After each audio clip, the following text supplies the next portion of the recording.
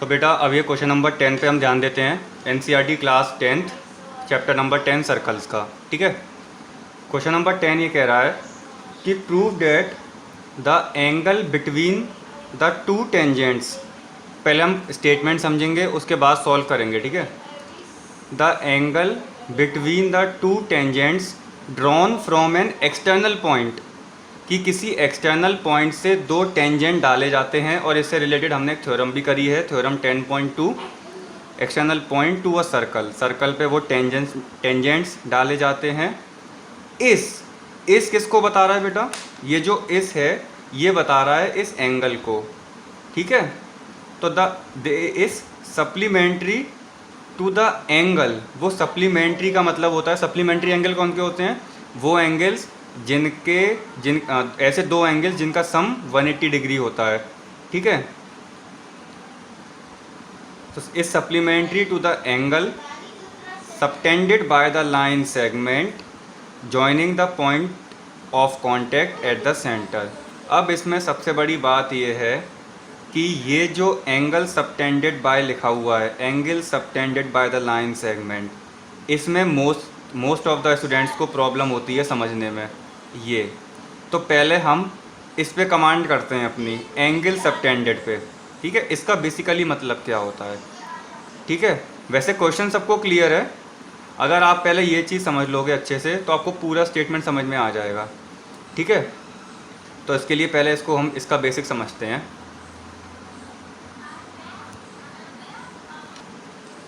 तो बेटा ध्यान देते हैं, जैसे मैंने लिखा है angle subtended by the line segment A B at the point O. इसका बेसिकली मतलब क्या है? देखो, मैंने यहाँ पे एक लाइन सेगमेंट ड्रॉ करा।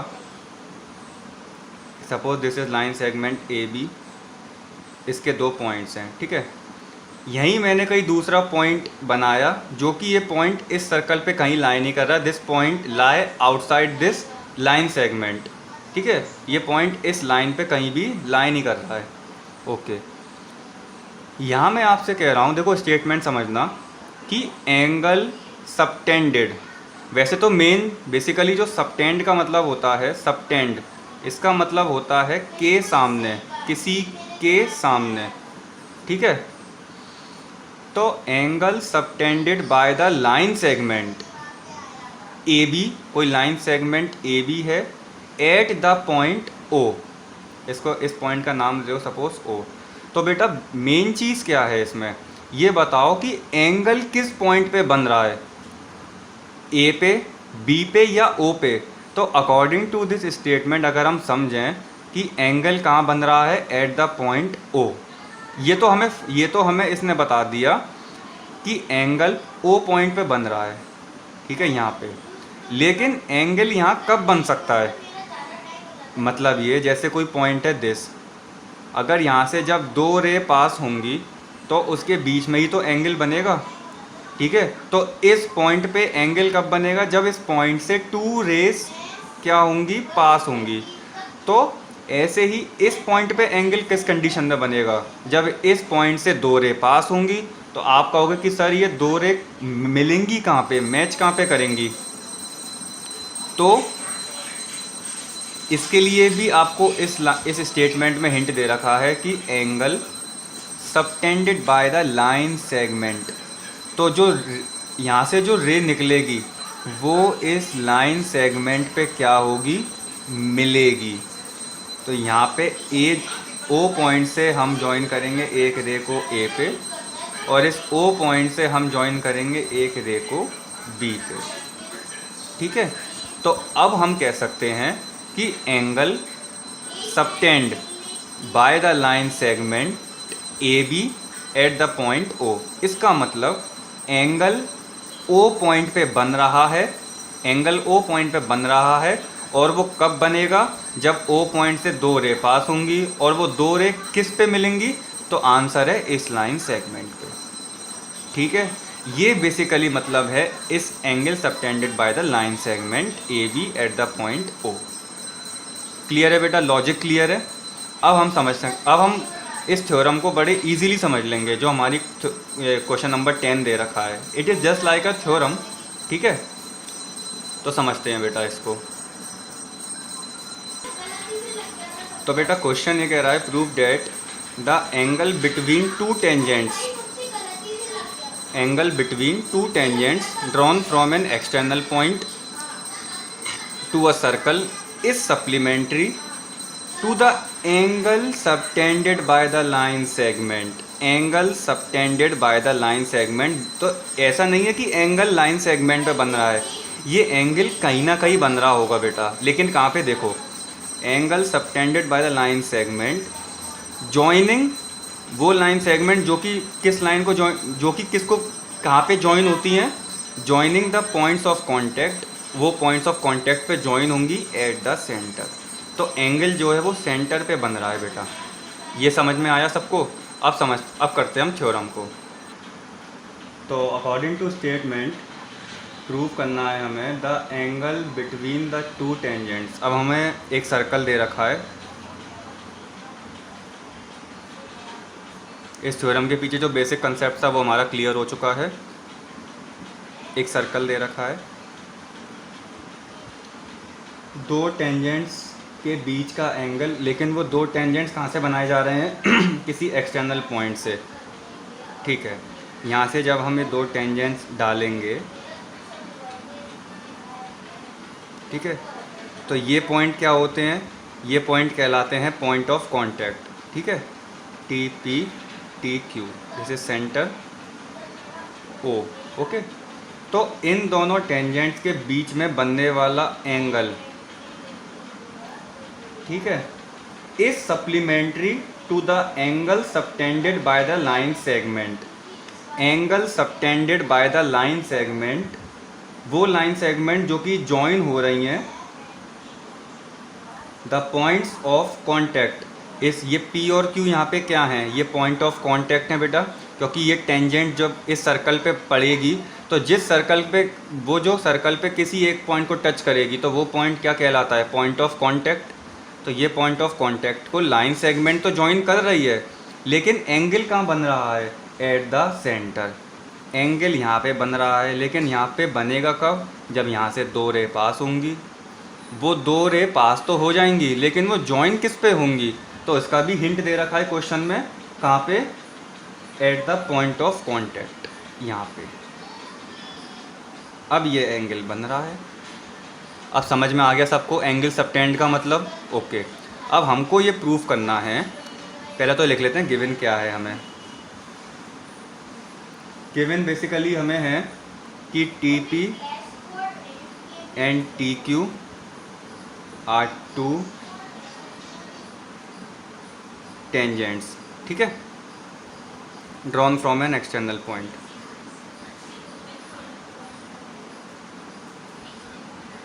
Drawn from an external point, ठीक है, यहाँ तक के लिए कोई डाउट नहीं, ओके। और हमें प्रूफ करना है, टू प्रूव, बहुत आसान सा प्रूफ है इसका।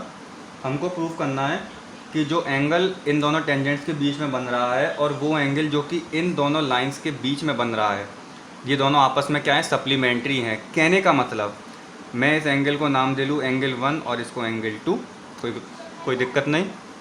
तो हमको प्रूफ करना है angle 1 plus angle 2 equal to 180 degree, क्योंकि यही सप्लीमेंट्री एंगल्स की कंडीशन होती है, ठीक है। The sum of two angles is equal to 180 degree, okay. अब देखो प्रूफ, बेटा हम ये जानते हैं कि जब किसी सेंटर से किसी पॉइंट ऑफ कांटेक्ट पे जब परपेंडिकुलर डाली जाती है ना, जब सेंटर से इस पॉइंट ऑफ कांटेक्ट पे कहीं परपेंडिकुलर डाली जाती है तो वो जब लाइन डाली जाती है या फिर कह सकते हो परपेंडिकुलर डाली जाती है तो वो ऑलवेज 90 डिग्री का एंगल बनाएगी, ठीक है। ऐसे ही यहाँ से जब परपेंडिकुलर हम डालेंगे इस पॉइंट ऑफ कांटेक्ट पे तो यहाँ पे 90 डिग्री का एंगल बनाएगी। तो हम यहाँ पे लिख सकते हैं कि O P is perpendicular to T P. क्यों? Radius is perpendicular to the point of contact. Radius is perpendicular to the point of contact, radius is perpendicular to the tangent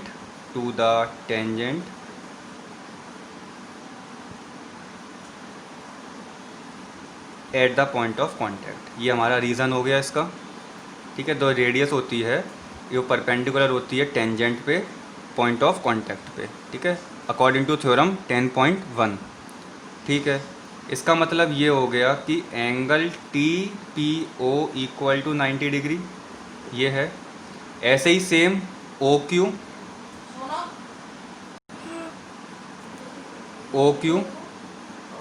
is perpendicular to T Q.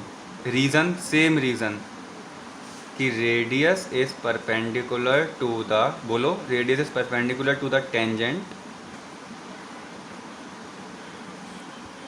Eight the point of contact, ठीक है। इसका मतलब ये हो गया which implies angle T Q O equal to 90 degree. यहाँ तक ये हमने समझ लिया है। अब अगर हम इस पूरे को ध्यान से देखें तो ये हमारे पास एक क्वाड्रिलेटरल बन गया है टी पी ओ क्यू, क्योंकि ये दो अलग अलग लाइन है ना, T P O Q. If we see the figure then T P O Q equal to, T P O Q is a quadrilateral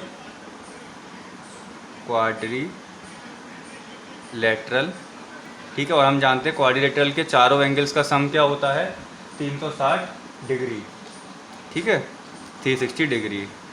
तो हम देखें जब इसमें angle T plus angle P plus angle O plus angle Q equal to 360 degree by angle sum property of quadrilateral, angle sum property of quadrilateral, ठीक है। तो angle T हमारे पास कितना, एंगल टी कितना है हमारे पास 1, एंगल पी कितना है 90 डिग्री, एंगल ओ 2 है, हमने उसको 2 माना है, और एंगल क्यू भी कितना है 90 डिग्री, ठीक है। 90 प्लस 90 180, और जब हम 180 को यहाँ पे ट्रांसफ़र करेंगे तो ये कितना हो जाएगा, angle 1 plus angle 2 equal to 180 degree. और हमको यही प्रूफ करना था, ठीक है, कि ये दो एंगल्स क्या हैं, सप्लीमेंट्री हैं। इसका मतलब इन दोनों एंगल्स का सम 180 डिग्री है। क्लियर हो गया कॉन्सेप्ट। तो इस थ्योरम को समझने से पहले हमें एंगल सबटेंडेड का मतलब समझना पड़ेगा बेटा, इसका मतलब हमें पहले समझना पड़ेगा, ठीक है, ओके। अब हम करेंगे अपनी नेक्स्ट थ्योरम, नेक्स्ट क्वेश्चन जो है क्वेश्चन नंबर 11। तो अब हमारा नेक्स्ट क्वेश्चन है कि हमें प्रूफ करना है इसमें, proof that the parallelogram circumscribing a circle. Circumscribe का मतलब सबको समझ में आ गया था, ठीक है, कि वो पॉलीगन जो कि दूसरे पॉलीगन की वर्टिसेस को टच करता हुआ जाता है, ठीक है, वो क्या कह रहा था, उसको हम क्या कहते हैं, सर्कमस्क्राइबिंग ऑफ डेट पॉलीगन, ठीक है। तो हमको ये बताना है कि पैरेललोग्राम सर्कमस्क्राइब, जो सर्कल को सर्कमस्क्राइब कर रहा है वो एक रोम्बस है, ठीक है, ओके। इसका मतलब ये है कि एक सर्कल है,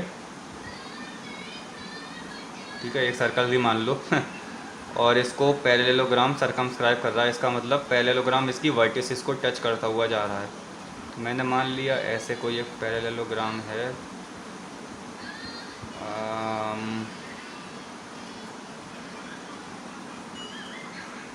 या फिर इसको कंसिडर मत करो,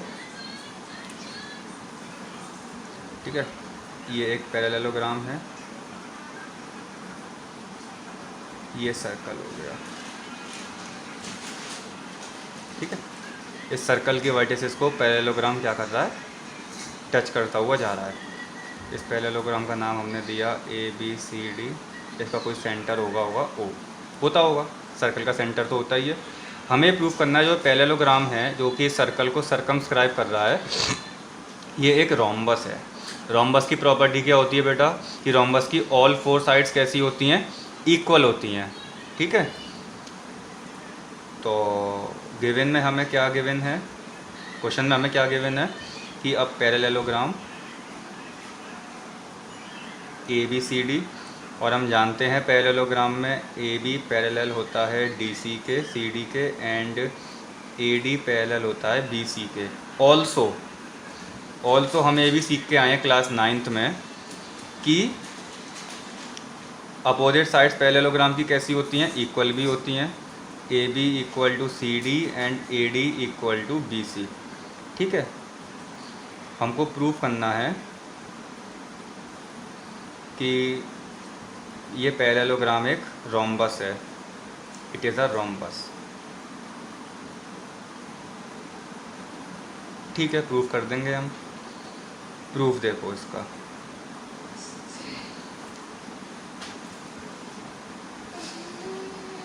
देखो बेटा, अगर ये एक सर्कल है तो ये ए क्या हो गया, एक एक्सटर्नल पॉइंट, और अगर इस एक्सटर्नल पॉइंट से यहाँ पे टेंजेंट डाली जाए तो वो कैसी होती हैं, इक्वल। मैंने कह दिया एक एक्सटर्नल पॉइंट है और मैं यहाँ से टेंजेंट डाल रहा हूँ ये। ठीक है, ये होगा पॉइंट ऑफ कांटेक्ट। सपोज ये this is EFGH।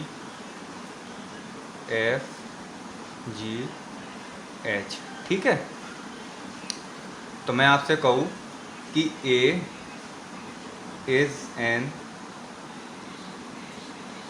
External point, then AH equal to, या हम कह सकते हैं AE equal to AH।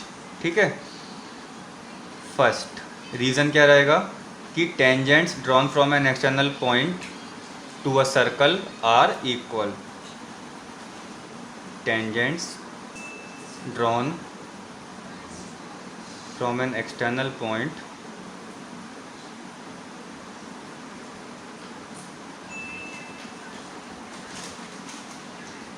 To the circle, या फिर tangent drawn from an external point are equal.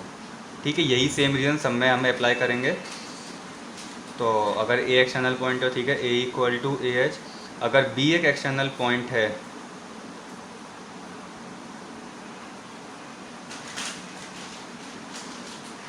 ठीक है, then BE equal to BF। ठीक है, सेकंड रीज़न क्या रहेगा बेटा, सेम रीज़न, ये वाला सेम रीज़न। ठीक है, ऐसे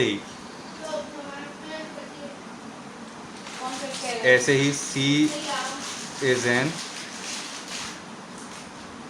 external point, then CG equal to CF। Third reason क्या रहेगा, सेम रीज़न। ठीक है, ऐसे ही सिमिलरली अगर D एक एक्सटर्नल पॉइंट है, D is an external point, then DG equal to DH। Fourth reason same.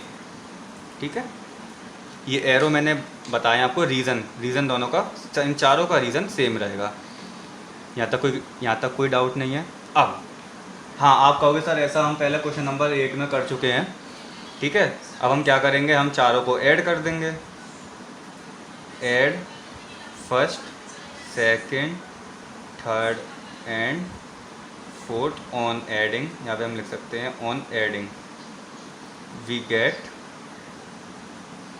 ठीक है, हमें मिल जाएगा क्या, देखो ध्यान से देखना, AE plus BE plus CG plus DG equal to AH plus BF plus CF plus DH। ठीक है बेटा, अगर हम डायग्राम को देखें अच्छे से तो हम AE प्लस BE को लिख सकते हैं AB। ठीक है ना, बिल्कुल लिख सकते हैं।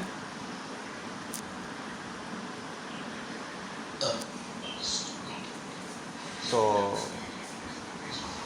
ए ई प्लस बी को हम लिख सकते हैं A B, C G plus D G को लिख सकते हैं हम क्या, C D, equal to A H plus D H को लिख सकते हैं हम A D, plus B C B F plus C F को लिख सकते हैं हम बी सी। ठीक है, इसको मान लो फिफ्थ। यहाँ तक सबको समझ में आ गया है, कोई डाउट नहीं होगा यहाँ तक। ठीक है, अब हमको प्रूफ करना है कि ये रोम्बस है। अब देखो ध्यान से,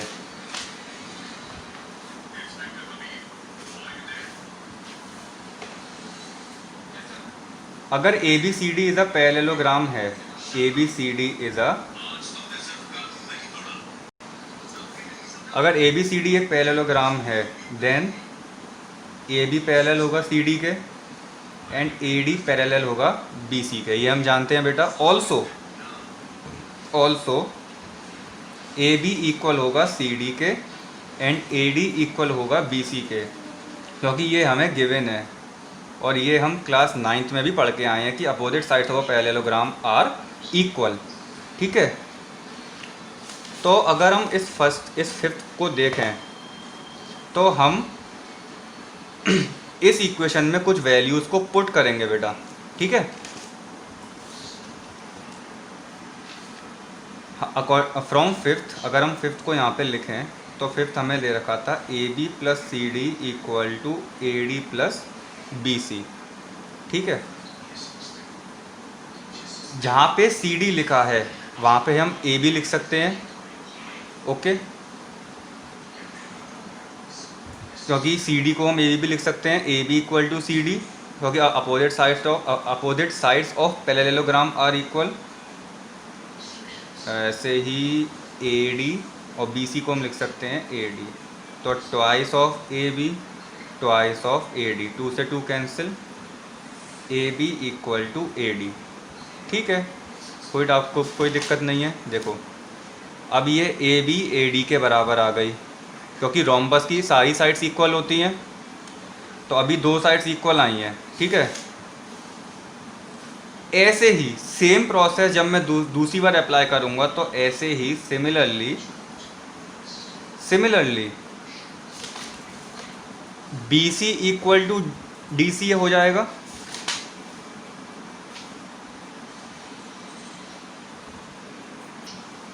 या फिर आप कह सकते हो कि similarly D C equal to B C. क्यों? जैसे अभी जब हमने यहाँ पे सी डी की जगह ए बी रखा था, अब हम ए बी की जगह सी डी रख देंगे। ठीक है ना, तो ये हो जाएगी 6th, इसको मान लो 7th। ठीक है, तो फ्रॉम 6th एंड 7th